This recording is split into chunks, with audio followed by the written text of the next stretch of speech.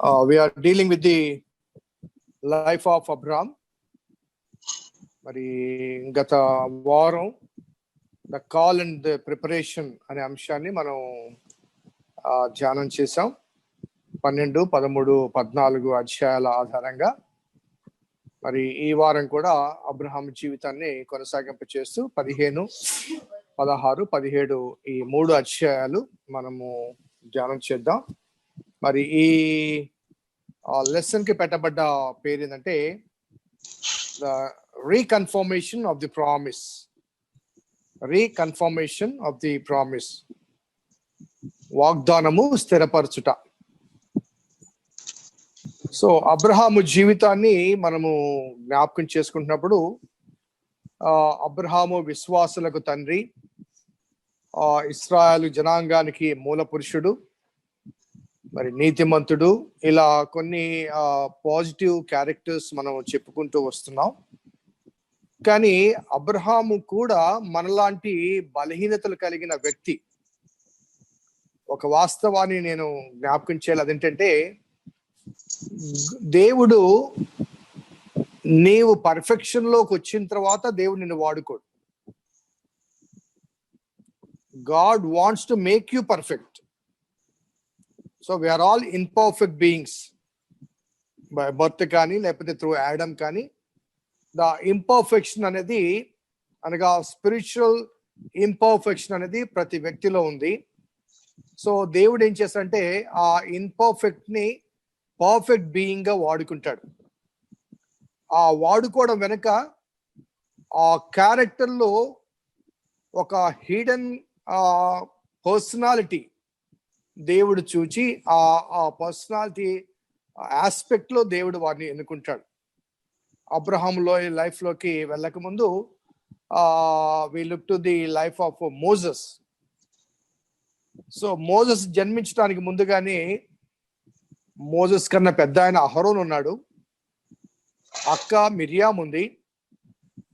మరి దేవుడు ఆ కుటుంబంలో నుంచి ఒక నాయకుడిని ఎన్నుకోవాలనే భావన దేవునికి ఉంటే అహరోను రెడీగా ఉన్నాడు. సో మిరియాము ప్రవక్తిగా ఉంది. సో అలా కాకుండా మరి 3వ వ్యక్తిగా మోషేను జన్మింపచేసి 3 మాసాలు తల్లి దగ్గర దాచబడి ఆ తర్వాత ఫరో ఇంటికి నడిపించబడి అక్కడ 40 సంవత్సరాలు, ఆ తర్వాత అక్కడి నుంచి మరలా అరణ్యంలో మరొక 40 సంవత్సరాలు, మరి 80 సంవత్సరాల తరబీతు దేవుడు మోషేకి ఇస్తాడు. అనగా 80 years of training or moulding to make Moses as a leader. So 40 సంవత్సరాలు సేవ చేయడానికి 80 సంవత్సరాలు దేవుడు అతన్ని మోల్డ్ చేశాడు. కాబట్టి Moses by birth perfect being కాదు. సో దేవుడు ఆ రీతిగా అతన్ని తయారు చేసి మరి ఒక పర్ఫెక్షన్ లోకి వచ్చిన తర్వాత, ఒక చిన్న ఎగ్జాంపుల్ ఏంటంటే 40 years ఫరో ఇంట్లో ఉన్నప్పుడు అక్కడ 2 తగాదా ఆడితే ఒకరిని చంపి ఇసుకలో పాతి పెడతాడు. నెక్స్ట్ డే 2 హిబ్రీలు తగాదా ఆడుకుంటుంటే వచ్చి వారి తగాదా తీర్చడానికి ప్రయత్నం చేస్తే వాడు అంటాడు, నిన్న వాడిని చంపావు కదా, ఈరోజు మమ్మల్ని కూడా చంపాలనుకుంటావా? సో వెంటనే భయపడి పారిపోతాడు. సో ఈ ఎగ్జాంపుల్ ఏం చెప్తుందంటే, ఒకవేళ 40 years మోషే ఫరో ఇంట్లో ఉన్నప్పుడే నాయకునిగా దేవుడు నియమించింటే ఈ 6 లక్షల మంది మోషే చేతులు చచ్చిపోయి ఉండేవాళ్ళు. ఎందుకంటే అతనికి అంత కోపం ఎక్కువ, అదే రీతిగా అతనిలో ఆ ఫెరోషియస్ నేచర్ ఉంది. కాబట్టి దేవుడు ఏం చేసినట్టే తీసుకుని వెళ్ళి 40 సంవత్సరాలు కాపాడేవాడుగా, గొర్రెల కాపరిగా తరిపిచ్చాడు. కాబట్టి ఈ 40 సంవత్సరాల ప్రయాణ కాలంలో మోషే చాలా మంది గురించి దేవునితో బతిమిలాడుతాడు, ప్రభువా నీ ఉగ్రత వారి మీద రావద్దు. అందుకే మోషే గురించి మిగిలిన సాత్వికుడు అనే ఆ టైటిల్ ఇవ్వబడింది. సో ఈ ఎగ్జాంపుల్ నేపథ్యంలో అబ్రహాము కూడా with all his human weaknesses దేవుడు ఒక అంశాన్ని, ఒక పర్టికులర్ అంశాన్ని, ఒక క్వాలిటీని అబ్రహాంలో చూశాడు. కాబట్టి అబ్రహాముని ఎన్నుకోవడమే కానీ మాత్రమే కాకుండా అతన్ని తరబీతునిస్తాడు. ఈ తరబీతు దాదాపు 25 సంవత్సరాలు పట్టింది. ఈ ట్రైనింగ్ పీరియడ్ మనము ఈ టెక్నాలజికల్ దీంట్లో అప్రెంటిస్షిప్ అంటారు కదండి. సో అబ్రహాము దాదాపు 25 సంవత్సరాల అప్రెంటిస్షిప్ లో ఉన్నాడని మనము భావించడానికి అవకాశం ఉంది. So coming to the text మనం గమనిస్తే, గత వారాల్లో అబ్రహాము పిలువబడ్డం, ఆ తర్వాత అతను ఐగుప్తుకు వెళ్ళడం, అక్కడ అబద్ధం ఆడడం, ఆ తర్వాత ఐగుప్తులోంచి చాలా ఆస్తిని తెచ్చుకోవడం, ఆ ఆస్తిని బట్టి లోతు అబ్రహాములు విడిపోవడం, మరి ఆ తర్వాత లోతు ఆ సొదొమ గొమొర్రా ప్రాంతానికి వెళ్ళడం, మరి ఈ విషయాలన్నీ మనకు జ్ఞాపకం చేసుకుంటే చివరిలోకి వచ్చేసరికి మెల్కిసెదెక్ ఆ సంఘటన, అక్కడ మెల్కిసెదెక్ దశమ భాగాలు ఇవ్వడం అనేది మనము గత వారం ధ్యానం చేశాం. So coming to the 15th chapter, the first word ఏంటంటే, ఇది జరిగిన తర్వాత యెహోవా వాక్యము అబ్రహామునకు దర్శనమందు వచ్చి, అబ్రామా భయపడకము, నేను నీకు కేడము, నీ బహుమానము అత్యధికమగునని చెప్పెను. సో ఇక్కడ మొట్టమొదటిగా యెహోవా వాక్యము అనే మాట కనబడుతుంది. అలాగే 4వ వచనంలో కూడా యెహోవా వాక్యము అతని యొద్దకు వచ్చి, 14వ అధ్యాయంలో మెల్కిసెదెక్ కనబడతాడు. అతను దేవుని యాజకుడని, మరి క్రీస్తుకు ప్రోటో టైప్ అని మనం భావించాం. అనగా ప్రధాని యాజకునిగా అక్కడ మెల్కిసెదెక్ కనబడతాడు. ఇక్కడ యెహోవా వాక్యం అనగానే వాక్యం ఎవరో మనకు తెలుసు. యోహాను 1వ అధ్యాయంలో స్పష్టంగా ఉంది, ఆది యందు వాక్యం ఉండను, వాక్యము దేవుడే ఉండను, వాక్యము దేవుని యొద్ద ఉండను. సో ట్రినిటేరియన్ కాన్సెప్ట్ ఇక్కడ ఇంట్రడ్యూస్ చేయబడుతుంది. త్రిత్వంలోని ఇద్దరు, యెహోవా దేవుడు, ఆ వాక్యం వచ్చి అబ్రహాముతో మాట్లాడుతుంది. అదే రీతిగా 18వ అధ్యాయంలో ముగ్గురు దేవదూతలు వచ్చినట్లుగా, వారిలోంచి వెళ్ళిపోతూ యెహోవా దేవుడు సొదొమ గొమొర్రా గురించి అబ్రహాముతో మాట్లాడినట్టుగా మనము చూడవచ్చు. కాబట్టి ఆ దేవుని మూర్తిమత్వం అనేది మనకి ఇక్కడ పరిచయం చేయబడుతుంది. ట్రినిటేరియన్ కాన్సెప్ట్ లో యెహోవా వాక్యం అనగానే యేసు ప్రభు వారు అబ్రహాముతో మాట్లాడారు అని భావించడానికి అవకాశం ఉంది. అక్కడ అబ్రహాము భయపడకము, నేను నీకు కేడము. కేడం అంటే ఐఎమ్ యువర్ ఫోర్ట్రెస్, నీకు డాలుగా ఉంటాను, కేడముగా ఉంటానంటే, గత అధ్యాయంలో అబ్రహాము యుద్ధం చేస్తాడు. యుద్ధం చేసి ఆ శత్రు రాజుల నుంచి సొదొమ రాజును, లోతును, అతని కుటుంబాన్ని రక్షిస్తాడు. కాబట్టి తిరిగి ఆ రాజులు బలం పుంజుకొని అబ్రహాం మీద యుద్ధం చేసే అవకాశం ఉంది. కాబట్టి God was giving an assurance, నేను నీకు కేడముగా ఉంటాను, నీకు ధైర్యంగా ఉంటాను, భయపడకము అంటూ నీ బహుమానము అత్యధికమవుతుందని తిరిగి ఆ ప్రామిస్ రిపీట్ చేస్తాడు. ఆ సమయంలో అబ్రహాం యొక్క ప్రశ్న ఏంటంటే, నువ్వు పిలిచావు బాగానే ఉంది, నన్ను అత్యధికమైన శక్తిగా చేస్తానన్నావు, అధిక జనాంగముగా చేస్తానన్నావు, కానీ ఇంతవరకు నాకు సంతానమే లేదే, నువ్వు నాకు ఎంత ఆస్తి ఇచ్చినా, ఎంత ఐశ్వర్యాన్ని ఇచ్చినా ప్రయోజనం ఏంటి? అదంతా కూడా నా దాసునికే పోతుంది కదా అనగా ఒక రకమైన నిరాశను వ్యక్తపరుస్తాడు. అందుకే ఇందాక చెప్పాను, అబ్రహాము మనలాంటి బలహీనతలు కలిగిన, బలహీన మనస్తత్వం కలిగిన వ్యక్తి. He was not a perfect being when he was called. God was making, or God was molding him to be a perfect being so that he can become a father of nation. So ఈ process లో దేవుడు బయటికి తీసుకుని వచ్చి 4వ వచనంలో యెహోవా వాక్యం అతని యొద్దకు వచ్చి, ఇతడు నీకు వారసుడు కాదు, నీ గర్భవాసమున పుట్టబోవాడు నీకు వారసుడగునని అతనితో చెప్పి ఆకాశపు నక్షత్రాలను మరి లెక్కించమంటాడు. సో ఒక ప్రామిస్, మరలా రీఅష్యూరెన్స్ వస్తూ, నీ గర్భవాసమున పుట్టబోవాడు. అప్పటికి ఇంకా అబ్రహామునకు బిడ్డలు లేరు, ఒక్కరు కూడా లేరు, కానీ నీ గర్భవాసమున పుట్టబోవాడు ఆకాశ నక్షత్రాల వలె ఉంటారు అని చెప్పిన మాటను ఒకసారి మనము జ్ఞాపకం చేసుకుంటే, మరి ఇశ్రాయేలు దేశము ఈనాడు మనం చూస్తే ప్రపంచంలో చాలా చిన్న దేశం. బహుశా మన ఆంధ్రప్రదేశ్ అంత రాష్ట్రం అంతా కూడా ఉండదు, చాలా చిన్న దేశం. కాబట్టి ఆకాశ నక్షత్రాలు కొన్ని కోట్ల కొలది ఉంటాయి. మరి కోట్ల కొలది నక్షత్రాలను చూపించి నీ సంతానము ఇంత అధికమవుతుంది అని చెప్పడం వెనక ఉన్న కారణం ఒకసారి మనం గమనిస్తే, ఆ ఇశ్రాయేలు దేశములో ఉన్న ఇశ్రాయేలు ప్రజలు, ఆ దేశములో ఉన్న వారి సంఖ్య తక్కువేమో కానీ ప్రపంచ వ్యాప్తంగా ఉన్న ఇశ్రాయేలుల సంఖ్య చాలా అధికం. కొంత ఎకానమీ వైజ్ చూస్తే అమెరికా యొక్క ఆర్థిక స్థితిగతులను శాసించగల స్థితిలో యూదులు అమెరికాలో ఉన్నారని నేను చెప్పగా విన్నాను.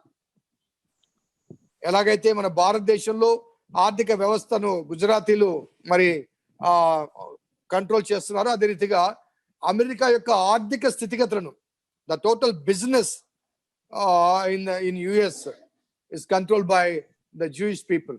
అదే రీతిగా ప్రపంచవ్యాప్తంగా వారు చెదరిపోయి ఉన్నారు.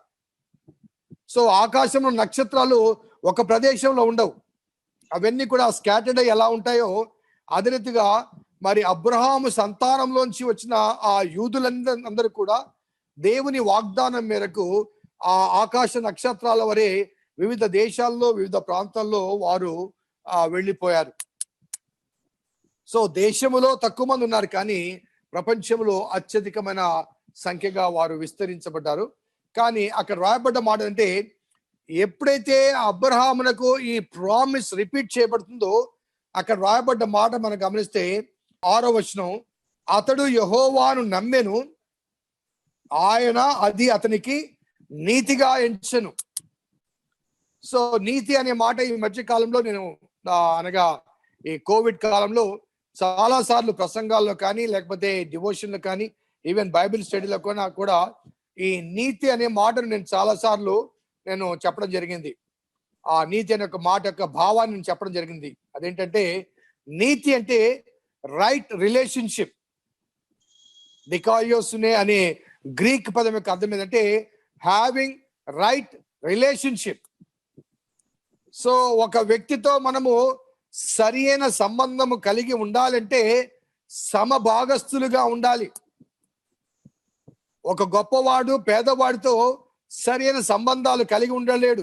చాలాసార్లు మనం గమనిస్తాం, గొప్పవాళ్ళ ఎవరైనా ఇంటికి మనం భోజనానికి వారు ఆహ్వానించాలంటే మనము కూడా గొప్పవాళ్ళమైతేనే పిలుస్తారు, లేకపోతే పిలవరు.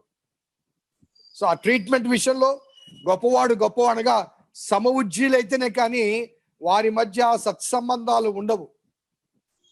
సో ఇక్కడ దేవుడు అబ్రహాం విషయంలో, అబ్రహాము దేవుని నమ్మాడు, అది అతనికి నీతిగా ఎంచబడి. అంటే అబ్రహాము ఆ దేవునితో సత్సంబంధాలు కలిగి ఉండగలిగిన స్థితికి ఎదుగుతున్నాడు.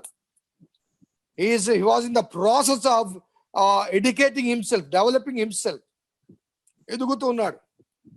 కాబట్టి 12వ అధ్యాయంలో పిలువబడ్డప్పుడే అబ్రహాం పర్ఫెక్ట్ బీయింగ్ అని చెప్పలేం, కానీ ఆ పర్ఫెక్షన్ లోనికి వచ్చేంత వరకు 25 సంవత్సరాల కాలంలో దేవుడు అతన్ని ఒక పర్ఫెక్ట్ బీయింగ్ గా తయారు చేసిన తర్వాత ఆ తర్వాతనే సంతానాన్ని ఇస్తాడు.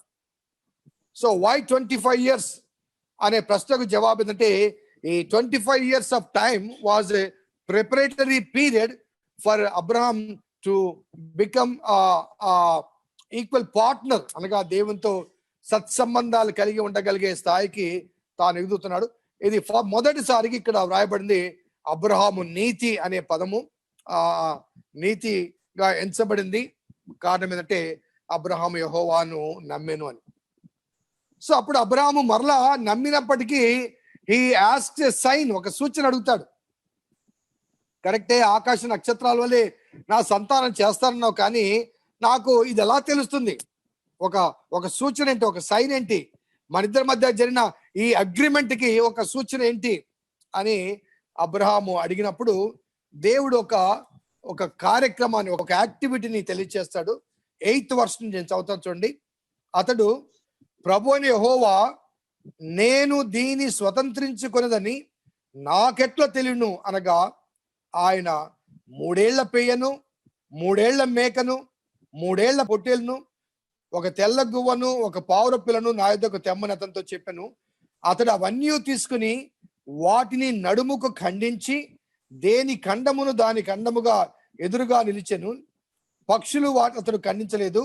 గద్దలు ఆ కళేబరముల మీద వాలినప్పుడు అబ్రాము వాటి తోలివేశను. పొద్దుగుంకబోయినప్పుడు అబ్రామునకు గాఢ నిద్ర పట్టెను. భయంకరమైన కటిక చీకటి కమ్మగా ఆయన నీ సంతతి వారు తమది కాని పరదేశమందు నివసించి ఆ దేశం వారికి దాసులుగా ఉందరు. వారు 400 ఏండ్లు వీరిని శ్రమ పెడతారు. వీరు ఎవరికి దాసులగుదురో ఆ జనమునకు నేనే తీర్పు తీర్చదును. తర్వాత వారు మిక్కిలి ఆశతో బయలుదేరి వచ్చెదరు. నీవు క్షేమముగా నీ పితల యుద్ధకు పోయేదవు. మంచి వృద్ధాప్యమందు పాతి పెట్టబడదవు. అమోరీల అక్రమము ఇంకను సంపూర్ణము కాలేదు గనుక నీ 4వ తరం వారు ఇక్కడికి మరలా వచ్చేదని నిశ్చయముగా తెలుసుకోమని అబ్రాముతో చెప్పెను. మరియు పొద్దుగుంకి కటిక చీకటి పడినప్పుడు రాజుచున్న పొయ్యి అగ్ని జ్వాలయు కనబడి ఆ ఖండముల మధ్య నడిచిపోయెను. ఇది ఒక సైన్, అనగా అగ్రిమెంట్ కు ఒక సూచన ఏమిటి అని మరి అబ్రహాము అడగడం, అబ్రహామునకు దేవుడు ఒక సూచన ఇవ్వడం మనకు కనబడుతుంది. ఆ సూచన ఏంటంటే 3 సంవత్సరాల ఒక పెయ్యను, 3 సంవత్సరాల గొర్రెను, 3 సంవత్సరాల మేకను తీసుకుని వచ్చి 2 ఖండములుగా ఖండించి 2 భాగాలుగా చేసి విడదీయమంటాడు. ఆ విడదీసిన తర్వాత ఆ 2 భాగాలు సపరేట్ చేయబడిన తర్వాత పొద్దుగుంకు వేళ అబ్రామునకు గాఢ నిద్ర కలిగిందట. అప్పుడు ఒక గద్దలు వస్తే వాటిని తరిమి వేస్తున్నాడు. చాలాసార్లు మనం బైబిల్ చదువుతున్నప్పుడు ఇటువంటి మనకు అర్థం కాని ఇన్సిడెంట్స్ మనకు కనబడ్డప్పుడు వాటిని బైపాస్ చేస్తుంటాం. ఎందుకు మనకు అర్థం కాదులే, ఎందుకులే అని.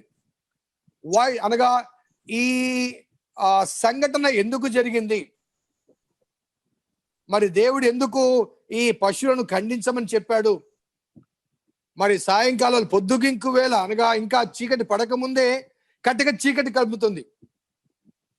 పొద్దుగుంకు వేళ కటిక చీకటి, గాఢాంధకారం వస్తుంది. అప్పటికి ఇంకా రాత్రి కాలేదు. సో ఆ సమయంలో అబ్రామునకు గాఢ నిద్ర కలుగుతుంది. ఇవన్నీ ఆ ఇన్ఫర్మేషన్, ఒక్కొక్క మాటకు ఒక్కొక్క భావము అక్కడ మనకు కనబడుతుంది. ఆ విషయాన్ని నేను కొంత మీకు విశ్లేషిస్తాను. అదేంటంటే, ఆనాడు అనగా ఇశ్రాయేలు జనాంగ జీవితంలో ఆనాటి కాలంలో ఒక నిబంధనకు అది ఒక సూచన, లేకపోతే ఆనాటి ట్రెడిషన్, కష్టం అది. ఒకసారి ఇర్మియా గ్రంథము 34వ అధ్యాయం 18-19 వచనాలు. మరియు నా సన్నిధిని తాము చేసిన నిబంధన మాటలు నెరవేర్చక దాన్ని అతిక్రమించు వారిని తాము 2 భాగములుగా కోసి వాటి మధ్య నడిచిన దూడతో సమానులుగా చేయుచున్నాను. 2 భాగములుగా నడిచి సమానముగా నరికి వాటి మధ్యన నడిచిన దూడతో సమానులుగా చేయుచున్నాను. ఎవరు? నిబంధన మీరిన వారు. సో ఈ పశువులను వధించుట, 2 భాగాలుగా చేయుట, వాటి మధ్యన నడుచుకుంటూ పోవుట అనేది వారి మధ్య కలిగిన ఒక అగ్రిమెంట్ కు ఒక సూచన. ఎవరైతే అగ్రిమెంట్ తప్పిపోతారో ఆ తప్పిపోయిన ఆ వ్యక్తి నరకబడిన ఆ దూడతో సమానము అని ఇర్మియా గ్రంథంలో ఆ ప్రవచనం తెలియజేస్తాడు. సో కాబట్టి అబ్రహామునకు దేవునికి మధ్య ఆ నిబంధనకు సూచనగా అక్కడ పశువులు ఖండించబడి వాటి మధ్యన నడిచిన వారు ఆ నిబంధనకు వారికి యోగ్యులవుతారు, కట్టుబడి ఉంటారు. ఆ కట్టుబడి ఉన్నవారు ఒకవేళ నిబంధన మీరితే, అనగా ఆ కవనెంట్ బైపాస్ చేయబడితే వారు ఆ దూడవలే అవుతారు. కానీ ఇక్కడ ఆశ్చర్యకరమైన విషయం ఏంటంటే, ఆ 2 ఖండముల మధ్య నడిచిపోయింది ఎవరు? ఒకసారి 17వ వచనం చూడండి. పొద్దుగుంకి కటిక చీకటి పడినప్పుడు రాజుచున్న పొయ్యి అగ్ని జ్వాలయు కనబడి ఆ ఖండముల మధ్య నడిచిపోయాను. అబ్రహాం నడిచిపోలేదు, కానీ అగ్ని జ్వాల అంటే బర్నింగ్ టార్చ్ అని ఇంగ్లీష్ భాషలో ఉంది. అనగా దేవుడు వెలుగుచున్న మండుచున్న దివ్వే. కాబట్టి ఆ 2 ఖండముల మధ్య నడిచి వెళ్ళింది ఎవరంటే దేవుడే స్వయంగా వెళ్ళాడు. అనగా అబ్రహాముకు వచ్చిన అనుమానం తీర్చడానికి దేవుడే ఈ ఏర్పాటు చేసి ఈ నిబంధన ద్వారా నేను కట్టుబడి ఉంటానని దేవుడే అబ్రహాముతో నిబంధన చేస్తాడు.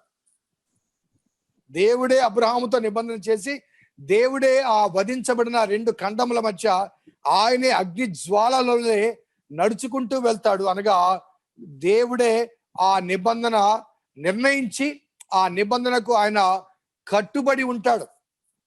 అందుకే ఇశ్రాయేలు జనాంగము ఎన్నిసార్లు దేవునికి వ్యతిరేకంగా ఆయాసపరిచిన, లేకపోతే వ్యతిరేకంగా తిరుగుబాటు చేసిన, దేవుణ్ణి గాయపరిచినప్పటికీ కూడా నిబంధన చేసిన వాడు దేవుడు కనుక ఆ దేవుడు మాట తప్పలేదు, ఆయన మనసు మార్చుకోలేదు.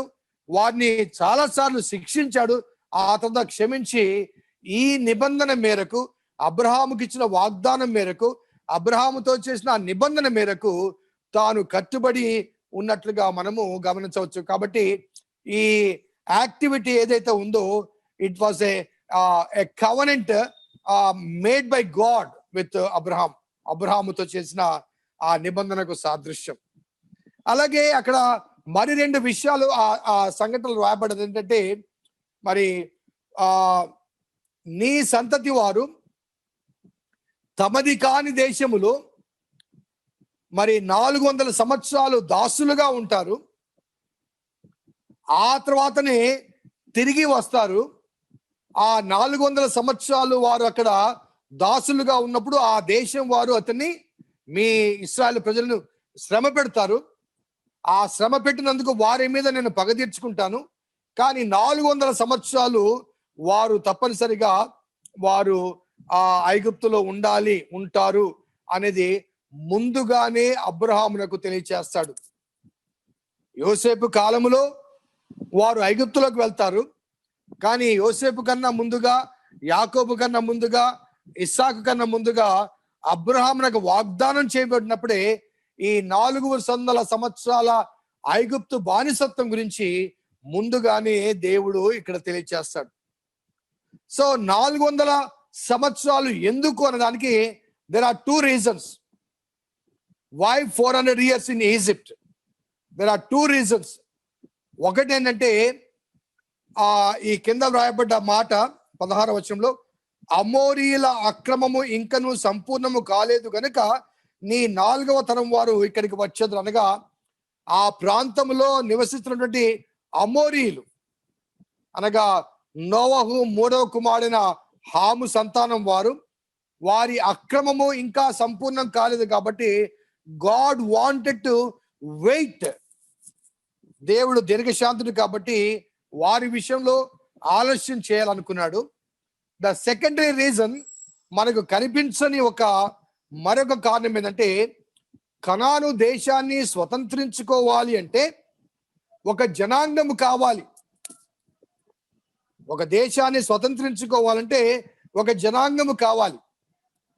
సో ఇప్పుడు కనాన్లో అబ్రహాం మాత్రమే ఉన్నాడు, అతని పనివారు ఉన్నారు, దాసులు ఉన్నారు, కానీ సంతానం లేరు.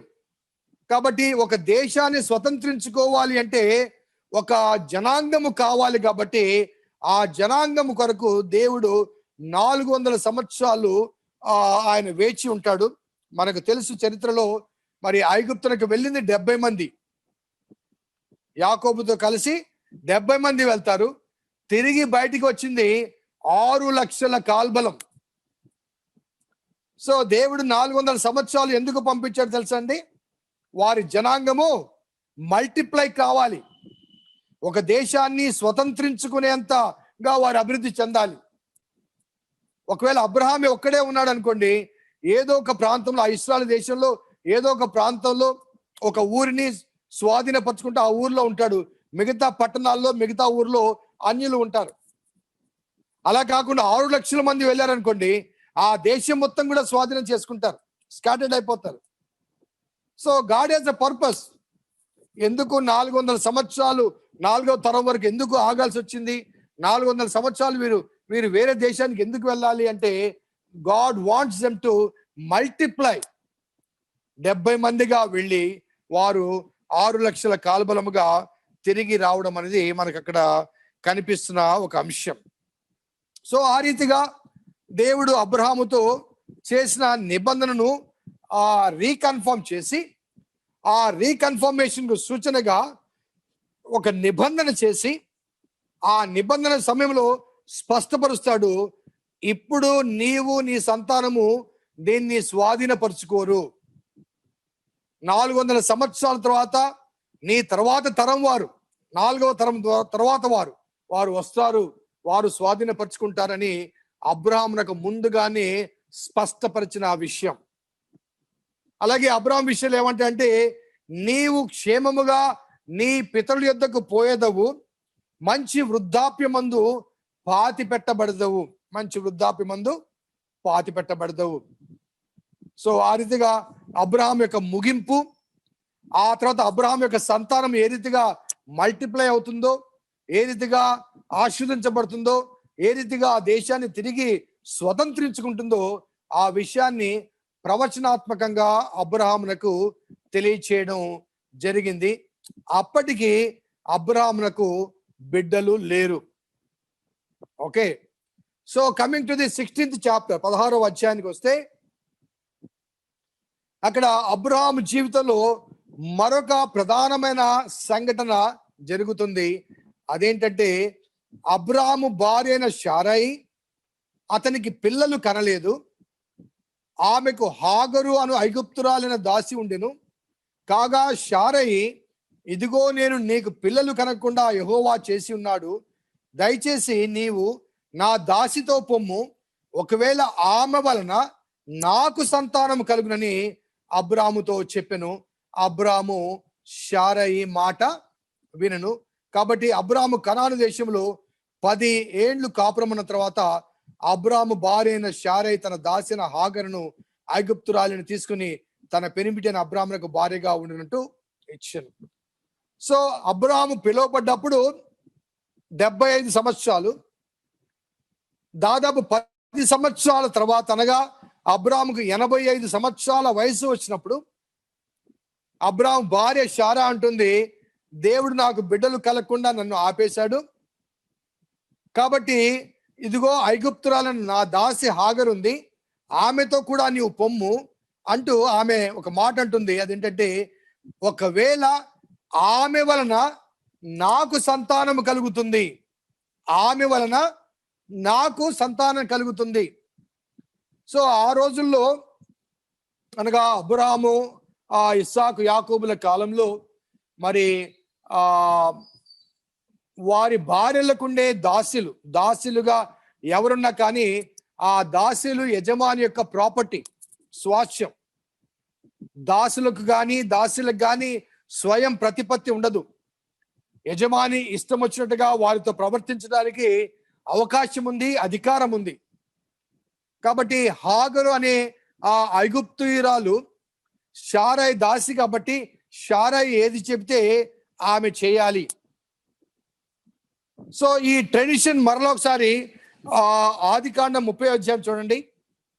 రాహేలు తాను యాకోబునకు పిల్లలు కనకపోవుట చూచి తన అక్కయందు అసూయపడి యాకోబుతో, నాకు గర్భఫలమిమ్ము, లేని ఎడలా నేను చచ్చదనను. యాకోబు కోపము రాహేలు మీద రగులు కనగా అతడు, నేను నీకు గర్భఫలం ఇయ్యకపోయినా దేవునికి ప్రతిగా ఉన్నానా అనను. అందుకామె, నా దాసి అయిన బిల్హా ఉన్నది కదా, ఆమెతో పొమ్ము, ఆమె నా కొరకు పిల్లలు కనును, అలాగున ఆమె వలన నాకును పిల్లలు కలుగుదరని చెప్పి తన దాసి అయిన బిల్హాను అతనికి భార్యగా ఇచ్చెను. యాకోబు ఆమెతో పోగా బిల్హా గర్భవతి అయి యాకోబునకు కుమారుని కనును. అప్పుడు రాహేలు, దేవుడు నాకు తీర్పు తీర్చెను, ఆయన నా మొరను విని నా కుమారుని దయచేసినని అతనికి దాను అను పేరు పెట్టెను. 9వ వచనం చూడండి. లేయా తనకు కానుపు ఉడుకుట చూచి తన దాసిన జిల్ఫాను తీసుకొని యాకోబునకు భార్యగా ఇచ్చెను. లేయా దాసిన జిల్ఫా యాకోబునకు కుమారుని కలగా లేయా ఇది అదృష్టమే కదా అనుకొని అతనికి గాదు అని పేరు పెట్టెను. సో ఇక్కడ యాకోబు ఆ జీవితంలో కూడా దాదాపు ఇదే సంఘటన జరుగుతుంది. యాకోబు భార్యను రాహేలు ఆమెకు బిడ్డలు కలగపోవట చూచి తన దాసి అంటే బిల్హాను అందిస్తుంది. బిల్హా ద్వారా యాకోబు బిడ్డలను కంటాడు. మరి అదే రీతిగా మరలా లేయా కూడా తన దాసి జిల్ఫాని ఇస్తుంది. జిల్ఫా ద్వారా బిడ్డలు కంటారు. మరి యాకోబు కనిన 12 మంది కుమారులు, 12 మంది సంతానము, తన 2 భార్యలు, తన 2 దాసుల ద్వారా కలిగిన 12 మంది సంతానం. కానీ ద డిఫరెన్స్ అనగా యాకోబునకు అబ్రహాముకు ఉన్న డిఫరెన్స్ ఏంటంటే, దేవుడు యాకోబు కనిన 12 మందిని ఇశ్రాయేలు గోత్రకర్తలుగా, ఈక్వల్ హెయిర్స్ గా అనగా సమాన వారసులుగా దేవుడు ఎన్నుకుంటాడు. యాకోబునకు దాసి ద్వారా కలిగిన సంతానాన్ని, భార్య ద్వారా కలిగిన సంతానాన్ని, ఆ 4 ద్వారా కలిగిన 12 మందిని సమాన వారసులుగా ఇశ్రాయేలు జనాంగానికి ఉన్న 12 గోత్రాలకు 12 గోత్రకర్తలుగా దేవుడు ఆ యాకోబు జీవితంలో అనుమతించాడు. అదే దేవుడు మరి అబ్రహాము జీవితంలో హాగరు కుమారుణ్ణి ఇష్మాయిల్ను ఇస్సాకుతో సమానముగా ఎంచలేదు. అర్థమవుతున్న డిఫరెన్స్? దేవుడు షారాయి ద్వారా అనుగ్రహించబడిన హాగరుకు జన్మించిన ఆ ఇస్మాయిల్ను ఇస్సాకుతో సమానముగా మరి దేవుడు ఎంచలేదు. నో డౌట్ దీవించాడు, ఇస్మాయిల్ దీవించాడు, కానీ ఇస్మాయిల్లోంచి ఇశ్రాయేలు జనాంగం రాలేదు. ఇస్సాకులోంచి మాత్రమే ఏర్పరచబడిన ఇశ్రాయేలు జనాంగం వచ్చింది. దేవుని చేత ఏర్పాటు చేయబడిన జనాంగం వచ్చింది. ఇస్మాయిల్ ద్వారా మరొక జనాంగం ఏర్పడినప్పటికీ కూడా వారు ఏర్పాటు చేయబడిన జనాంగముగా బైబిల్ గ్రంథంలో భావించబడలేదు. ద డిఫరెన్స్ ఎందుకంటే, హాగరు ఐగుప్తీయురాలు. ఓకే, హాగరు ఐగుప్తీయురాలు. సో ఐగుప్తీయులు ఎవరంటే, నోవహు శపించిన 3వ కుమారుడైన హాము సంతానము. అర్థమవుతుందండి? నోవహు శపించిన 3వ కుమారుడైన హాము సంతానంలోంచి ఈ కనానీయులు కానీ, అమోరీయులు కానీ, ఎబుసీయులు కానీ, మరి ఈ కనాలో నివసించిన ఈ జాతులతో పాటుగా ఐగుప్తీయులు కూడా హాము సంతానం. కాబట్టి ఆ హాగరు ఐగుప్తీయురాలు కనుక ఆ ఐగుప్తీయులు హాము సంతానము కాబట్టి అది అక్రమ సంతానముగా దేవుడు భావించాడు. అందుకే ఇశ్రాయేలు జాతిలో మరి ఒకరిగా హాగరు కుమారుణ్ణి దేవుడు ఏర్పాటు చేసుకోలేదు. So that is the difference. మరి యాకోబు దాసీల కుమారులను సమాన వారసులుగా చేసి, మరి అబ్రాహాము దాసి కుమారుణ్ణి ఎందుకు సమాన వారసులుగా చేయలేదంటే, దేవుని ప్రణాళికలో ఆ ప్యూరిటీ అనే దాన్ని దేవుడు ఎన్నుకున్నాడు. మరి నోవహు దీవించిన షేములోంచి అబ్రహాం వచ్చాడు. మరి ఆ నోవహు శపించిన హాములోంచి హాగరు వచ్చింది. అందుకని దేవుడు అక్కడ మరి అంగీకరించలేదు. అలాగే ఆ సంఘటనలో అబ్రహాం యొక్క క్యారెక్టర్, లేకపోతే అబ్రహాం యొక్క రోల్, పాత్ర ఏంటి అని మనం గమనిస్తే, అక్కడ షారాయి చెప్పిన మాట అబ్రహాం విన్నాడు. అంటే అది అబ్రహాం యొక్క వాంఛ కాదు, అబ్రహాము కోరిక కాదు, అబ్రహాము ఆమెను కోరుకోలేదు. తన సొంత భార్యనే అతనికి ఆమెను అనుగ్రహించింది. సాధారణంగా అనగా భార్యకు భిన్నంగా అక్రమ సంబంధం పెట్టుకుంటే అది అక్రమ సంబంధంగా భావిస్తుంటాం. ఇక్కడ సొంత భార్యే ఆమె కూడా, ఎందుకంటే దేవుడు వాగ్దానం చేశాడు కాబట్టి దేవునికి ఒక ఆల్టర్నేటివ్ సొల్యూషన్ ఇద్దాం అనుకుంది. దేవుని వాగ్దానానికి సహాయం చేద్దాం అనుకుందేమో. దేవుడు నా భర్తకు సంతానం ఇస్తా అన్నాడు, కానీ నేనే ముసల్దాన్ని అయిపోయాను కాబట్టి దేవునికి సహాయం చేద్దాం, మరి దేవుని వాగ్దానం నెరవేర్చబడటానికి ఇదిగో హాగర్నిద్దాం అనే ఒక ఆలోచన ఆమెకు వచ్చిందేమో బహుశా. అందుకే దేవుడు నా గర్భాన్ని మూసివేశాడు, ఇదిగో హాగర్ని తీసుకొని వెళ్ళు అని చెప్పడం అనేది అక్కడ కనబడుతుంది. సో అబ్రాహాము జీవితంలో అనగా నేను ఇందాక చెప్పాను, అబ్రాహాము మనలాంటి బలహీనతలు కలిగిన వ్యక్తి. దేవుడు 25 సంవత్సరాల కాలంలో ఆయన్ని పర్ఫెక్ట్ చేస్తున్నాడు. ఈ పర్ఫెక్షన్ లో మొదటగా దేవుని నమ్మాడు, అది అతనికి నీతిగా ఎంచబడిందని 15వ అధ్యాయంలో చెప్పిన మాట. It was only A faith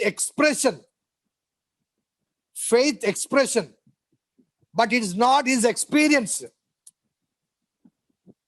చాలాసార్లు విశ్వాసాన్ని మనం ఎక్స్ప్రెస్ చేస్తాం. మేము దేవుని నమ్ముతున్నామండి, దేవుని వెంబడిస్తున్నామండి. అలాగే ఏదైనా బాధ బలహీనత వచ్చినప్పుడు ఎవరినైనా దర్శించడానికి పోయినప్పుడు పాస్టర్గా మేమే, ఫర్ ఎగ్జాంపుల్ నేనే చెప్తాను, ఎవరికైనా హాస్పిటల్ ఉంటే దర్శించడానికి పోయినప్పుడు నేనేం చెప్తానంటే, మీకేం బాధ లేదండి, ప్రార్థన చేశాం, దేవుడు బాగు చేస్తాడు అని ప్రార్థన చేసి బాగు చేస్తాడని చెప్పేసి వస్తాం. It is a faith expression. Okay, అదే సిచ్యుయేషన్ లో నేను ఆ పడకలో ఉన్నప్పుడు, అదే బలహీనత నాకున్నప్పుడు, సో ఆ బలహీనతలో నేను దేవుడు నాకున్నాడు, నన్ను కాపాడుతానని చెప్పుకోగలం అనేది ఫెయిత్ ఎక్స్పీరియన్స్. ఎందుకంటే ఆ దేవుని శక్తిని నేను స్వాగతిస్తున్నాను, పొందుతున్నాను. కాబట్టి దేవుడు నాకు ధైర్యంగా ఉన్నాడన్న ధైర్యాన్ని నేను ఎక్స్ప్రెస్ చేస్తున్నాను. సో ఎక్స్ప్రెసింగ్ వేరు, ఎక్స్పీరియన్సింగ్ వేరు. సో అబ్రహాం ఇప్పటి వరకు ఫెయిత్ ని ఎక్స్ప్రెస్ చేశాడు, కానీ ఆయన ఎక్స్పీరియన్స్ లో ఇంకా ఫెయిత్ మేనిఫెస్ట్ కాలేదు. ఇంకా చెప్పాల్సి వస్తే 22వ అధ్యాయంలో మోరే పర్వతం మీద ఇస్సాకును బలించేంత వరకు కూడా Abraham was in the process of educating himself in faith, developing his faith.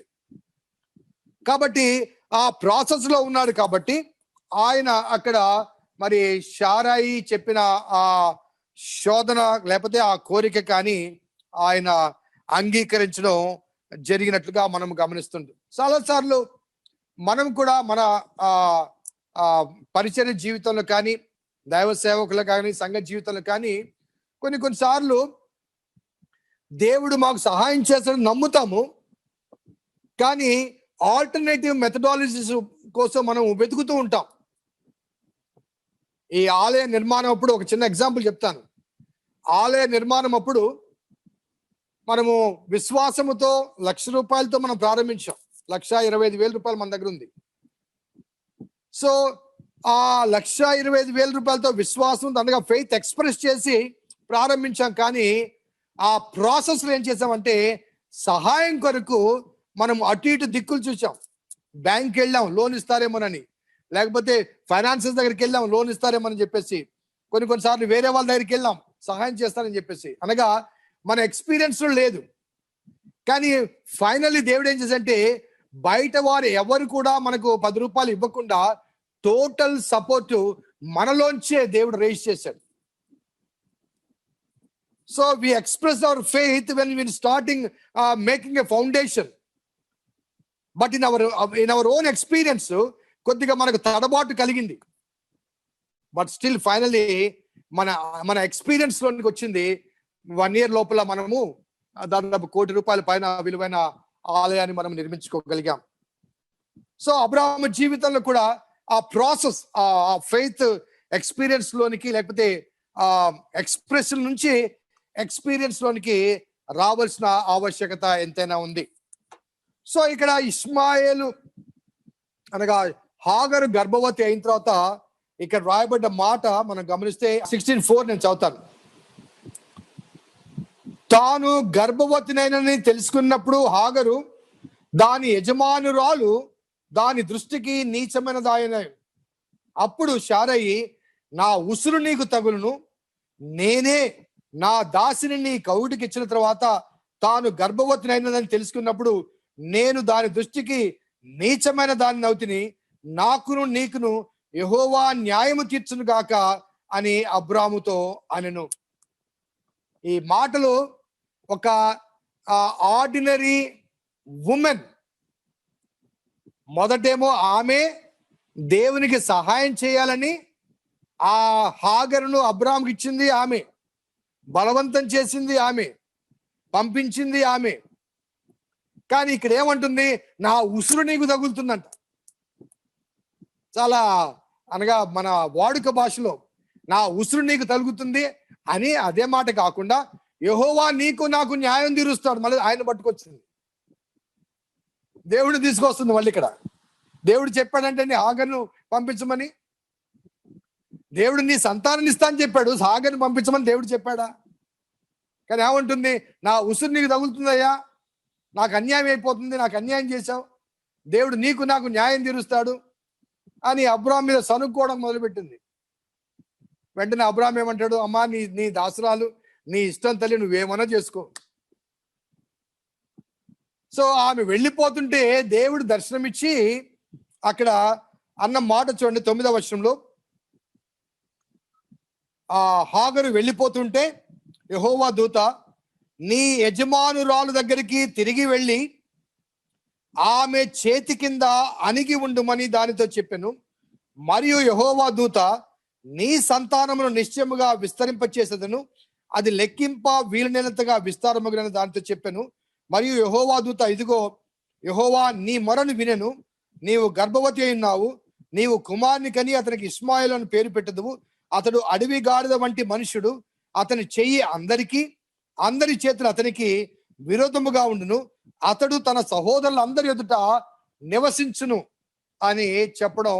మరి అక్కడ దూత హాగర్తో చెప్పిన సంభాషణ మనకు జ్ఞాపకం వస్తుంది. ఇక్కడ జరిగినది ఏంటంటే, ఎప్పుడైతే హాగరు గర్భవతి అవుతుందో ఆమెలో ఒక విధమైన గర్వం పెరుగుతుంది. యజమానురాల్ని నీచంగా మాట్లాడడం కానీ, లేకపోతే తగ్గించి చూడడం కానీ, యజమానురాలు మాట వినకపోవడం కానీ ఇవన్నీ చేసింది. శారై శ్రమ పడితే హాగరు పారిపోతుండగా దేవుని దూత ఏమంటే, నువ్వు మళ్ళీ వెనక్కి వెళ్ళి నీ యజమానురాలు కింద అణిగి విధేయురాలై ఉండు, అనగా బీ సబ్మిసివ్ అనే మాట తెలియచేస్తూ ఏమంటాడంటే, నీవు కుమారుని కంటావు, ఇష్మాయిల్ అని పేరు పెడతావు, అతని సంతానాన్ని కూడా నేను అభివృద్ధి చేస్తాను, ఇష్మాయిల్ను సంతానాన్ని కూడా నేను అభివృద్ధి చేస్తాను. ఎందుకంటే ఇష్మాయేలు కూడా శారాయి ద్వారా జన్మించకపోయినప్పటికీ కూడా అబ్రహాము సంతానమే. నీ సంతానాన్ని అధికంగా చేస్తాను, విస్తరింప చేస్తానని దేవుడు ఇచ్చిన మాట చొప్పున అబ్రహాము సంతానాన్ని దీవిస్తానన్నాడు. కాబట్టి ఇస్మాయిల్ కూడా అబ్రహాములో నుంచి పుట్టాడు. కాబట్టి దేవుడు ఇస్మాయిల్ను కూడా సమానముగా దీవించాడు. ఇస్సాకు ఏర్పరచబడిన సంతానం అయినప్పటికీ కూడా దీవెనలు పొందడంలో ఇస్సాకు కన్నా ఇస్మాయిల్ ఇంకా అధికంగా దీవించబడ్డట్టుగా మనం గమనించవచ్చు. అలాగే ఇక్కడ రాయబడ్డ మాదంటే, అతని చేతికి మిగతా వారి చేతికి విరోధముగా ఉంటుంది, అనగా he will be enemy with everybody అనే మాట చెప్తూ, అతడు తన సహోదరులందరి ఎదుట నివసిస్తాడు. ఎవరు? ఇస్మాయేలు తన సహోదరులందరి ఎదుట నివసిస్తాడు. ఈనాడు చూడండి, ఇస్రాయల్ దేశం చుట్టూ ఉన్న దేశాలు ఏవి? ఇస్రాయల్ దేశం చుట్టూ ఉన్న దేశాలు ఏవి? అరబ్ కంట్రీసే కదా, ఇస్మాయిల్ కదా. సో దేవుడు ఆనాడే చెప్పాడు కదా. So that's why the Bible is called as a living Bible. It speaks to all generations. అబ్రాహాము కాలంలో చెప్పబడ్డ ఆ ప్రాఫెసీ ఇప్పటికీ కూడా నెరవేర్చబడుతుంది. ఇంకొక మాటలో చెప్పాలంటే, మరి నీ కుమారుని హస్తము మిగతా వారికి విరోధముగా ఉంటుంది, అనగా there will be enmity between the Ishmaelites and the Israelites. విరోధం ఉంటుంది అని స్పష్టంగా అప్పుడే ప్రాఫెసీ ఇవ్వబడింది. మరి ఇప్పటికి కూడా ఆ ఎనిమిటీ కొనసాగుతుంది. ఈ మధ్య కాలంలో ఒక దేశ ప్రెసిడెంట్ ఈ రెండు వర్గాల మధ్య పీస్ ట్రీట్ చేయడానికి ప్రయత్నం చేశాడు. ఎవరో నేను చెప్పక్కర్లా. ఇస్రాయల్ దేశానికి అరబ్ దేశానికి మధ్య సమాధానము కుదుర్చాలని ప్రయత్నం చేశాడు. దేవుడు అతన్ని సింహాసనం నుంచి తొలగించాడు. అర్థమవుతుందా? ఎవరు అర్థమైందా? Yeah, that's it. సో దేవుని వాక్యము యథార్థమైందండి. దేవుని వాక్యం ఆ మాట చెప్పినప్పుడు ఆ వాక్యము నెరవేరాలంతే. There should be enmity between these two races till the end of the time. వాళ్ళు మళ్ళీ కలిసే ఉండాలి, అక్కడే ఉండాలి, ఇశ్రాయేల్ అక్కడే ఉండాలి, వారి చుట్టూ వీళ్ళే ఉండాలి. సో ఇదంతా కూడా ఆనాడు అబ్రహామునకు సంతానము కలగక ముందే, అనగా ఇస్సాకు కలగక ముందే దేవుడు ప్రవచనాత్మకంగా ఈ విషయాలు తెలియచేసినట్లుగా మనము గమనించవచ్చు. ఆ తర్వాత 17వ అధ్యాయానికి మనం వస్తే, అక్కడ దేవుడు అబ్రహాముకు ఒక చిన్న వార్నింగ్ ఇస్తాడు. ఆ వార్నింగ్ ఏంటంటే 17వ అధ్యాయం, అబ్రహాము 99 ఏండ్ల వాడైనప్పుడు యెహోవా అతనికి ప్రత్యక్షమై, నేను సర్వశక్తి గల దేవుడను, నా సన్నిధిలో నడుచుచు నిందారెదురువై ఉండుము, నాకును నీకును మధ్య నా నిబంధన నియమించి నిన్ను అత్యధికంగా అభివృద్ధి పొందించదని అతనితో చెప్పెను. అబ్రహాము సాగిలపడి ఉన్నాడు. ఇక్కడ దేవుడు మరలా ప్రత్యక్షమయ్యాడు. ఆ ప్రత్యక్షమయ్యే సమయానికి 99 సంవత్సరాలు. సో 75 years లో పిలిచాడు. 85 years టైంలో ఇస్మాయిలు, హాగరు అతనితో వెళ్తుంది. 86 years లో ఇస్మాయిల్ జన్మిస్తాడు. ఆ తర్వాత 99 అనగా ఆ తర్వాత 13 ఏళ్లకి మరలా దేవుడు 13 ఏళ్ళు ఆగుతాడు. ఆ 13 ఏళ్ళ టైం అతనికి ప్రాసెసింగ్ టైం కానీ, వెయిటింగ్ టైం కానీ, ప్రిపరేషన్ టైం కానీ, ఆ 99 years ఆ టైంలో, అనగా బైబిల్ గ్రంథంలో ప్రతిరోజు ఏమేమి జరిగిందనే డేటా ఏమో మనకి ఇవ్వలేదు. కానీ బైబిల్ గ్రంథంలో ది ఇంపార్టెంట్ ఇష్యూస్ అన్ని కూడా మనకు లిస్ట్ అవుట్ చేసి మోషే ద్వారా మనకు అందించబడింది. దేవుడు సీనాయి పర్వతం మీద మోషేకు చెప్పిన విషయాలు. సో వెన్ అబ్రహాం, అనగా ఆ సమయము ఆసన్నమైనప్పుడు, అబ్రహామునకు సంతానము ఇవ్వవలసిన సమయం ఆసన్నమైనప్పుడు, 24 సంవత్సరాల వెయిటింగ్ పీరియడ్ కంప్లీట్ అయిపోయిన తర్వాత, అప్పుడు దేవుడు ఒక చిన్న వార్నింగ్ ఇస్తాడు, ఒక చురక లేకపోతే ఒక హెచ్చరిక ఇస్తాడు. అదేంటంటే 99 సంవత్సరాల వయసు వచ్చినప్పుడు, ఇక ఆ వాగ్దానం అతని జీవితం నెరవేర్చబడే ఆ సమయం వచ్చినప్పుడు ఏమంటా అంటే, నేను సర్వశక్తి గల దేవుడను, అనగా ఎల్ షదాయ్, అంటే I am able to do anything at any time. నీకు 99 ఏళ్ళు వచ్చాయి, నీకన్నా 10 ఏళ్ళు చిన్నది నీ భార్య. కాబట్టి ఈ 24 సంవత్సరాలు బిడ్డల కోసం ఎదురు చూస్తూ మధ్యలో ఒక ఆల్టర్నేటివ్ మీరు చూసుకున్నారు. కానీ నేను వాగ్దానం చేసింది నీ భార్యన శారయ ద్వారా. సో నేను సర్వశక్తి గల దేవుడను, అనగా I'm able to do anything at any time. I'm able to give anything at any time. ఆ సర్వశక్తి గల దేవుడని అక్కడ తాను ఒక కొత్త టైటిల్ తో పరిచయం చేసుకున్నాడు. ఎల్ షడాయ్ అనే మాట అక్కడ వాడబడుతుంది అని చెబుతూ ఏమంటే, నా సన్నిధిలో నడుచుచు నిందారహితుడివై ఉండుము, నా సన్నిధిలో నడుచుచు. అనగా ఈ 24 సంవత్సరాల ఆ విశ్వాస యాత్రలో అబ్రహాము చాలా సార్లు తొట్టుపాటు పడ్డాడు. ఐగుప్తుకు వెళ్ళడం కానీ, అక్కడి నుంచి ఆస్తి తెచ్చుకోవడం కానీ, తద్వారా హాగర్ని తెచ్చుకోవడం కానీ, హాగర్తో వెళ్ళడం కానీ, ఇస్మాయిల్ జననం కానీ, ఇవన్నీ కూడా ఈ 24 సంవత్సరాల విశ్వాస జీవిత యాత్రలో అబ్రహాము మనవలే, ఒక సామాన్య మానవుని వలె ఆయన విశ్వాసంలో ఎదుగుతూ కూడా అప్పుడప్పుడు కొన్ని తప్పటడుగులు వేశాడు. కాబట్టి finally when the time comes, దేవుడు దీవించే ఆ సమయం ఆసన్నమైనప్పుడు, నీవు నా సన్నిధిలో నడుచుచు నిందారహితుడిగా ఉండుము, అనగా ఇక మీదట నీవు ఏ తప్పులు చేయొద్దు, ఇక మీదట ఏ తప్పటడుగులు వేయొద్దు, ఇక మీదట ఏ తప్పుటడుగులు కూడా వేయొద్దు. తప్పుటడుగులు కూడా వేయొద్దు. ఎందుకంటే I'm going to give you my promise. ఇంకా సమయం ఆసనమైంది కాబట్టి ఇక మీదట నువ్వు నిందారహితుడిగా ఉండాలి, నా సన్నిధిలో నడుచుకుంటూ రావాలి అని చెప్పి దేవుడు అక్కడ ఒక టైటిల్ మారుస్తాడు. ఆ టైటిల్ దయచేసి 5వ వచనం చూడండి. ఇక మీదట నీ పేరు అబ్రాము అనబడదు, నిన్ను అనేక జనములకు తండ్రినిగా నియమించిన గనుక నీ పేరు అబ్రహాము అని అనబడును. సో దేవుడు పేరు ఇక్కడ ఎందుకు అనగా 24 సంవత్సరాల తర్వాత పేరు పర్టికులర్ గా మార్చడానికి ఒక కారణం, నాకు అనిపించిన ఒక కారణం ఏంటంటే, ఈ 24 సంవత్సరాల ఈ ప్రయాణంలో అతడు అబ్రాముగా అనేక సార్లు తొట్టుపాటు పడ్డాడు.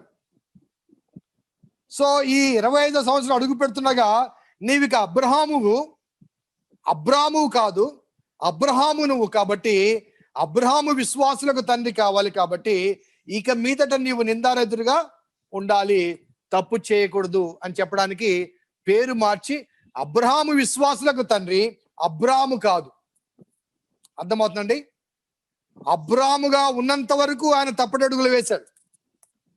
అబ్రహాముగా మార్చబడిన తర్వాత తప్పు చేయొద్దు, నిన్ను అబ్రహాముగా మారుస్తున్నాను అని చెప్తూ ఇక మీదట నీవు అనేక జనములకు తండ్రిగా అవుతావు అంటూ ఇక్కడ సున్నతి అనే ఒక సంస్కారాన్ని అక్కడ ఇవ్వడం జరుగుతుంది. 8-9 చదువుతాను. నీకును నీ తర్వాత నీ సంతతికిని నీవు పరదేశివైన దేశమును అనగా కనాను దేశమంతటిని నిత్య స్వాస్థ్యముగా ఇచ్చి వారికి దేవుడినై ఉందని అతనితో చెప్పెను.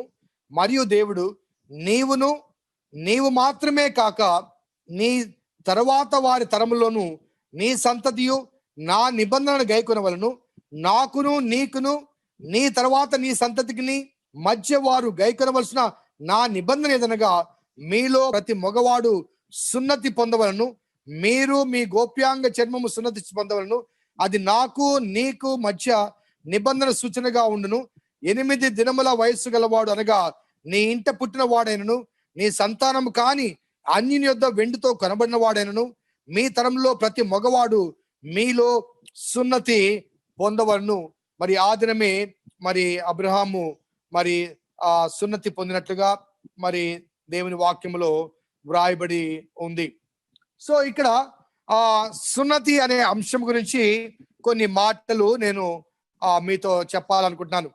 సున్నతి అనే ఈ సంస్కారాన్ని దేవుడు అబ్రహాముకు ఇవ్వటానికి గల కారణం ఏంటంటే, God wanted to make Israelites are the seed of Abraham as a special seed, ప్రత్యేకమైన సంతానముగా ఈ ప్రపంచంలో వారిని నిలబెట్టాలనుకున్నాడు. కాబట్టి అబ్రహాము ద్వారా పుట్టిన వారందరూ కూడా మరి ఆ సున్నత్ అనే సంస్కారము ద్వారా వారు సపరేట్ రేస్గా, మరి ఇక్కడ ఇస్సాకు సంతానము కానీ ఇస్మాయిల్ సంతానము కానీ వారందరూ కూడా సపరేటెడ్ జనాంగముగా, ప్రత్యేకించబడిన జనాంగంగా అబ్రహాము సంతానముగా పిలువబడటానికి, అబ్రహాము కుటుంబానికి, అబ్రహాము ఇంట పుట్టిన వారికి, అబ్రహాము వెండితో కొనుక్కున్న అతని పనివారు కూడా మరి ఆ సున్నతి అనే సంస్కారాన్ని పొందాలి అని చెప్పటానికి మరి అబ్రహాముకు ఒక సున్నతి అనే సూచన ఇవ్వడం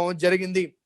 కొత్త నిబంధనలో మనం గమనించినట్లయితే, ఎందుకంటే మనము we are the new testament people కాబట్టి కొత్త నిబంధనలో కొలస్సీలకు రాసిన పత్రిక 2వ అధ్యాయము 11 నుంచి చదువుతాను. మీరును క్రీస్తు సున్నతి యందు శరీరేచ్ఛలతో కూడా స్వభావమును విసర్జించి ఆయన యందు చేతులతో చేయబడని సున్నతి పొందితిరి, అనగా క్రీస్తు ద్వారా మీరు చేతులతో చేయబడని సున్నతి పొందితిరి. మీరు బాప్తిసమందు ఆయనతో కూడా పాతిపెట్టబడిన వారై ఆయనను మృతుల్లోంచి లేపిన దేవుని ప్రభావమును విశ్వసించడం ద్వారా ఆయనతో కూడా లేచితిరి. మరియు అపరాధముల వలనను శరీరమందు సున్నతి పొందక ఉండడం వలన మీరు మృతులై ఉండగా దేవుడు వ్రాతపూలకమైన ఆజ్ఞ వలన మన మీద రుణముగాను మనకు విరోధముగా ఉన్న పత్రములను మేకులతో సిలువ కొట్టి దాని మీద చేతి వ్రాతను తుడిచివేసి మనకు అడ్డము లేకుండా దానిని ఎత్తివేసెను అంటూ, మనము క్రొత్త నిబంధన జనాంగముగా మనము క్రీస్తునందు బ్యాప్టిజం ద్వారా క్రీస్తునందు సున్నతి చేయబడ్డ వారము అనే ఆ విషయాన్ని తెలియచేస్తాడు. రోమీలకు రాసిన పత్రిక 2వ అధ్యాయం 29వ వచనం. అయితే అంతరంగమందు యూదుడైన వాడే యూదుడు, మరియు సున్నతి హృదయ సంబంధమైనదై ఆత్మయందు జరిగినదే కానీ అక్షరం వలన కలుగునది కాదు. అట్టి వానికి మెప్పు మనుషుల వల్ల కలగదు, దేవుని వలననే కలుగును. హృదయ సంబంధమైన సున్నతి. నేను గత వారం కూడా ప్రసంగంలో ఈ విషయాన్ని చెప్పడం జరిగింది. అనగా ఫిలిప్పీ సంఘాన్ని ఈ సున్నతి సంబంధులు వచ్చి ఆ సంఘాన్ని కలచివేసి మీరు కూడా సున్నతి చేసుకోవాలి అని చెప్తున్నప్పుడు మరి పౌలు భక్తుడు చేసిన హెచ్చరికలు నేను ప్రసంగంలో చెప్పాను. సో న్యూ టెస్ట్మెంట్ పీపుల్ గా మరి అబ్రహాము నందలి విశ్వాసాన్ని బట్టి కాకుండా క్రీస్తు నందలి విశ్వాసాన్ని బట్టి అబ్రహాము జనాంగము శరీరానికి అనగా శరీరంలోని కొంత భాగాన్ని ఛేదించి వారు శరీర సంబంధమైన సున్నతి చేసుకున్నారు. కానీ క్రీస్తు నందలి బ్యాప్టిజం ద్వారా మనము శరీరంలోని భాగాన్ని కాదు, శరీరం అంతటిని కూడా త్యజించి మహిమ దేహాన్ని పొందుతాం. మనం కొంత భాగాన్ని మాత్రమే త్యజించడం కాదు, మహిమ దేహాన్ని పొందే ఒక అవకాశాన్ని అనగా శరీరం అంతటిని త్యజించే మరి సందర్భాన్ని క్రీస్తును బట్టి మనకు కలిగింది. కాబట్టి సున్నతి అనేది హృదయ సంబంధమైనది అయ్యింది అంటూ 4వ అధ్యాయంలో అంటాడు, అబ్రాహామునకు మరి ఆ దేవుని నమ్మెను, అతనికి నీతిగా ఎంచబడిన ఆ మాట, ఆ నీతి అనే మాట ఎప్పుడు కలిగిందండి? సున్నతికి ముందా, సున్నతి తర్వాతనా? ఈ మాట 15వ అధ్యాయంలో ఉంది, సున్నతి 17వ అధ్యాయంలో ఉంది. కాబట్టి సున్నతికి ముందే అబ్రహాము నీతిమంతుడిగా తీర్చబడ్డాడు అని మరి పౌలు అక్కడ డిఫెండ్ చేయడం కూడా మనకు కనబడుతుంది. So what ever it may be,